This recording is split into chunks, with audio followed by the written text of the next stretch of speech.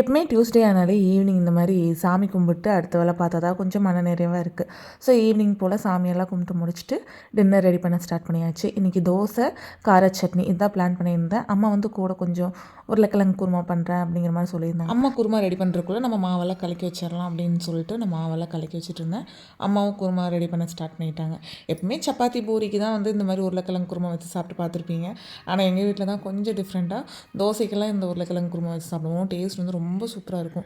எனக்கு சப்பாத்தி பூரியை விட தோசைக்கு இந்த குருமா வச்சு சாப்பிட்றது தான் ரொம்ப பிடிக்கும். இந்த குருமாவோட ரெசிபி வேணும்னா சொல்லுங்கள், கண்டிப்பாக இன்னொரு ஷார்ட்ஸில் நான் வந்து ஷேர் பண்ணுறேன்.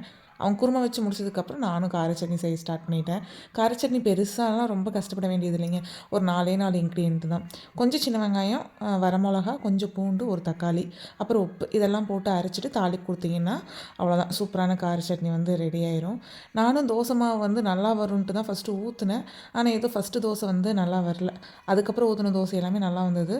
அதே மாதிரி இது வந்து கடை மாவுங்காட்டி கொஞ்சம் டேஸ்ட் வந்து கம்மியாக தான் இருந்தது. தோசை கொஞ்சம் சுமார் தான், ஆனால் சட்னியும் குருமாவும் ரொம்ப சூப்பராக இருந்தனால எப்படியோ தோசை வந்து உள்ளே இறங்கிடுச்சு. டின்னருமே வந்து சூப்பராக கம்ப்ளீட் பண்ணியாச்சு. எப்பவுமே நம்ம வீட்டில் வந்து மாவு ஆட்டி வச்சுருவோம். ஆனால் இந்த 1 வீக்காக அம்மா ஊருக்கு அங்கேன்னு போயிட்டு வந்துட்டு இருந்தனால மாவு ஆட்ட முடியல. அதனால் இன்றைக்கி ஒரு நாள் மட்டும் கடையில் மாவு வாங்கி யூஸ் பண்ணியாச்சு.